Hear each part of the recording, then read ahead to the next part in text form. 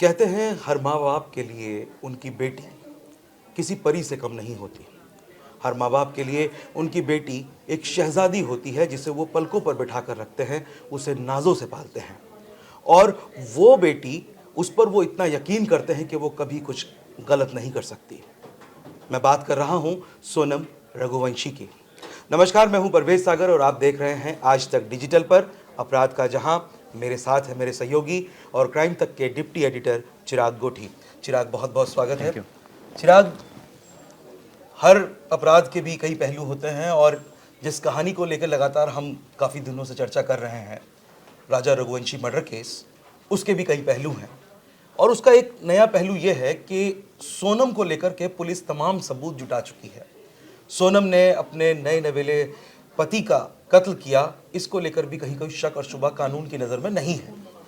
लेकिन बावजूद इस सब के, जो सोनम के माता पिता हैं, वो वैसे तो मीडिया से बचते रहे हैं, लेकिन अब कहीं ना कहीं जाकर के उन्होंने लोकल मीडिया से बातचीत की है।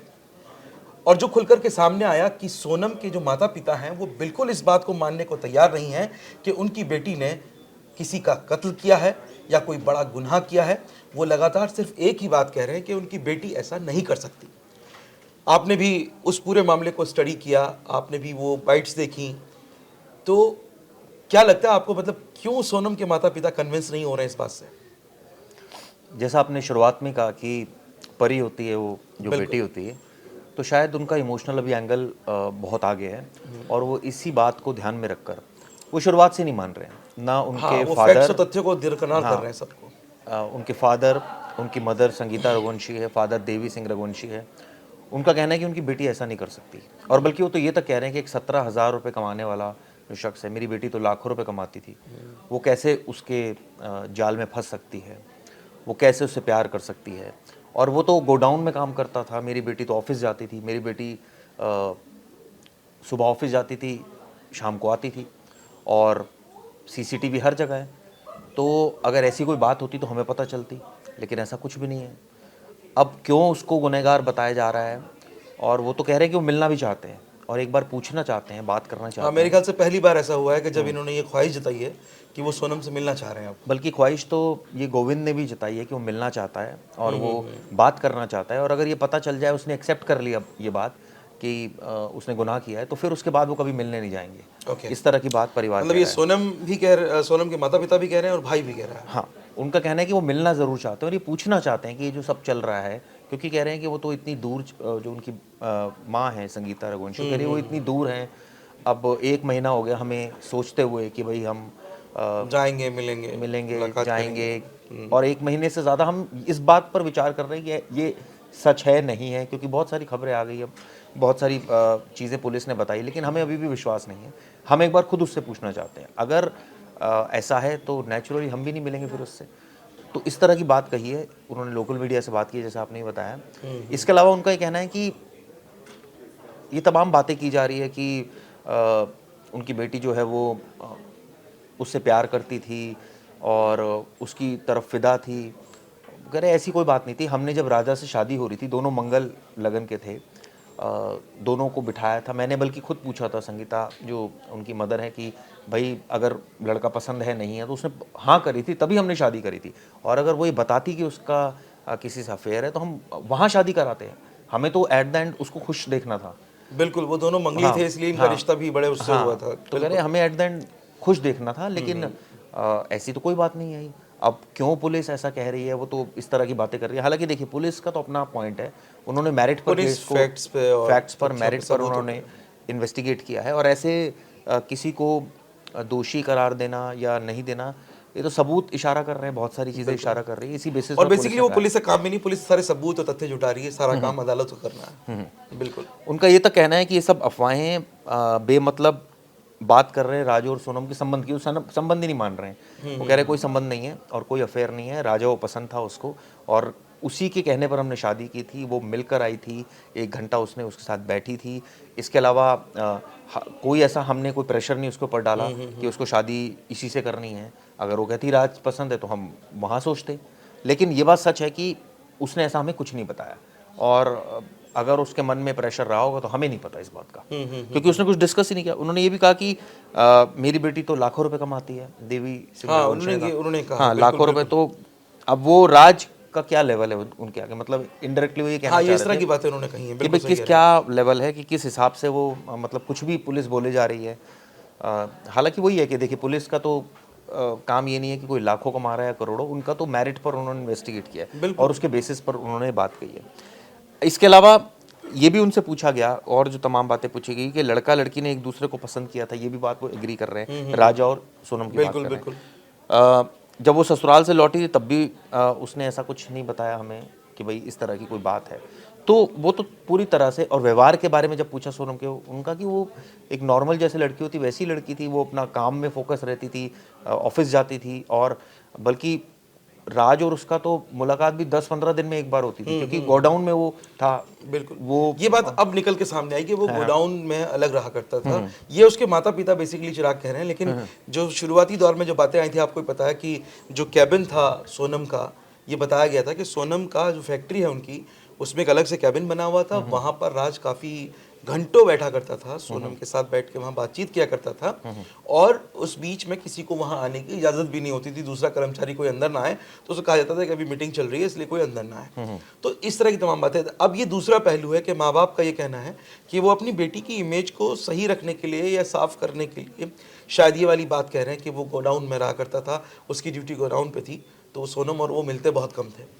तो इस तरह की तमाम तरह की बातें, वही बात है कि माँ बाप के लिए तो बेटी बेटी ही है, और वो बिल्कुल इस बात को अभी तक स्वीकार नहीं कर पा रहे हैं। लेकिन सवाल है ना कि 200 से ज़्यादा कॉल, संजय वर्मा नाम से बातचीत, हाँ, ये रिकॉर्ड क्या दर्शाते हैं? ये तो कोई नॉर्मल कॉल्स नहीं है। नहीं, बिल्कुल सारे सबूत हैं, इशारा करते हैं वहाँ साफ मौके सोनम पर की उसकी तरफ। मौजूदगी, वो इंदौर में बैठ के प्लानिंग कर रहा था, उसने अपने गुर्गे भेजे, वो वहाँ पर थे, सारी चीज़ें जुड़ रही हैं। कोई मतलब उनके मानने से ना मानने से कोई फर्क नहीं पड़ता। कोई फर्क नहीं पड़ता। इस केस एक अलग मेरिट पर चल रहा है। अभी इसमें जो लेटेस्ट चीज़ सामने आई है वो ये आई है कि जो सोनम को 16 लाख रुपए के गहने और दिए थे, बिल्कुल, जिसमें मैं उसी सोना पे आने चांदी वाला था कि इस समय जो पुलिस का पूरा फोकस है, चिराग, मैं इस पर सवाल भी आपसे पूछने वाला था कि शिलोंग पुलिस की जो एसआईटी है, उसने जब अब इसके हर पहलू पे खंगाल ले जा रहे हैं, तो अब उन्होंने राजा के परिवार से ये मांग की है कि शादी का जो वीडियो है और शादी के तमाम फोटोग्राफ जो राजा के पास, राजा के पक्ष के पास हैं, राजा के परिवार के पास हैं,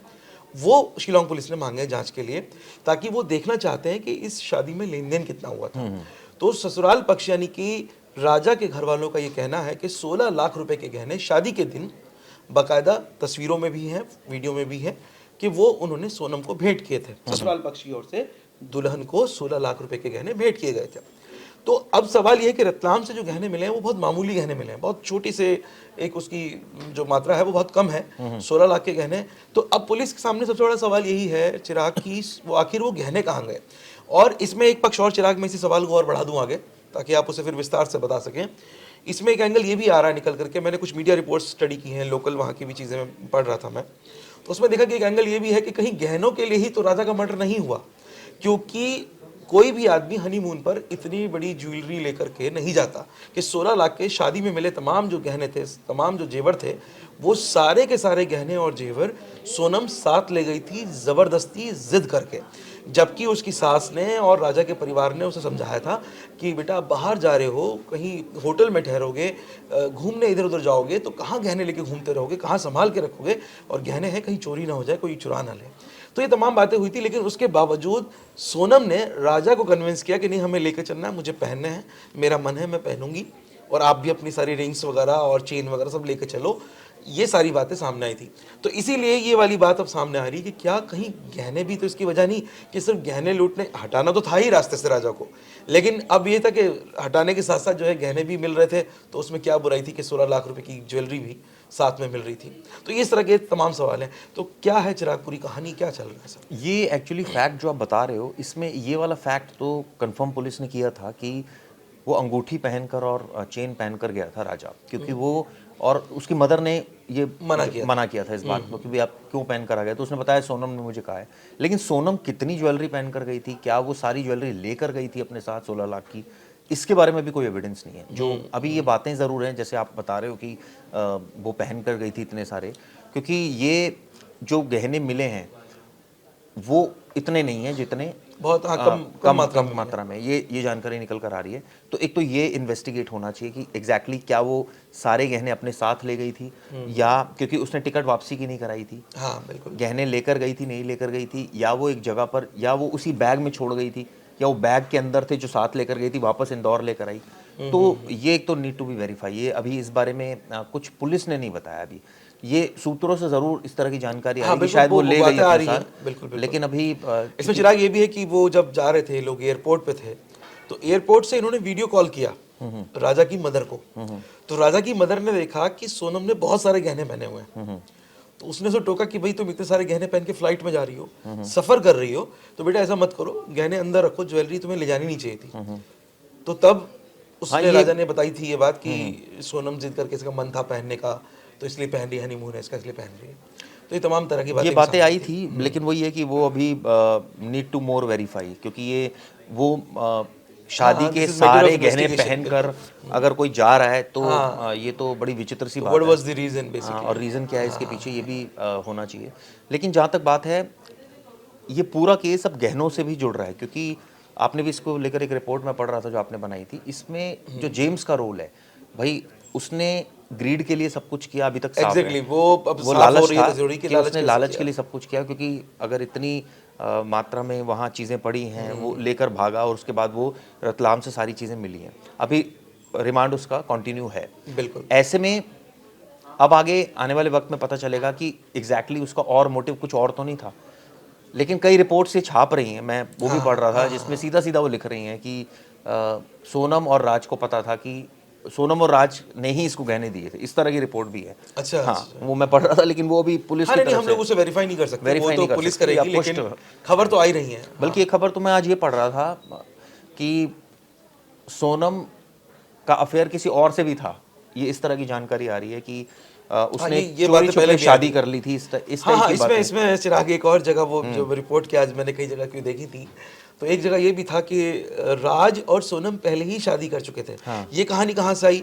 ये कहानी आई है वो जो 2 मंगलसूत्र की थ्योरी है, उसने भी पुलिस को कंफ्यूज किया है। कहीं ना कहीं पुलिस उस पर भी फोकस किया है कि 2 मंगलसूत्र कैसे हो सकते हैं। भाई शादी हुई, एक मंगलसूत्र राजा के परिवार की तरफ से जो राजा ने खुद मंडप में बैठ करके सोनम को अपने हाथों से पहनाया था, वही मंगलसूत्र होना चाहिए था। पर यहाँ पर 2 मंगलसूत्र हैं जो एसआईटी ने बरामद किए हैं, और एक उस फ्लैट से मिला है जिस फ्लैट में ये लोग ठहरे हुए थे, और दूसरा पहले जो मौका वारदात था शिलोंग वाला, वहाँ से बरामद हुआ। तो ये 2 मंगलसूत्र की थ्योरी जो है, ये इस बात पे कहीं ना कहीं इस चीज़ को लेकर आ रही है, लोग इस तरह की बातें कर रहे हैं। कुछ लोकल रिपोर्ट्स भी कह रही हैं कि राज और सोनम ने छिप के पहले शादी कर ली थी, और ये बोल नहीं पाए, बस इन्होंने ये प्लान कर लिया कि ठीक है अब शादी हो रही, घर वालों की बात मान लेते हैं, राजा को निपटा देंगे, सारे गहने लेंगे और अपना भाग चलेंगे कहीं, इस तरह का इनका कुछ प्लान था।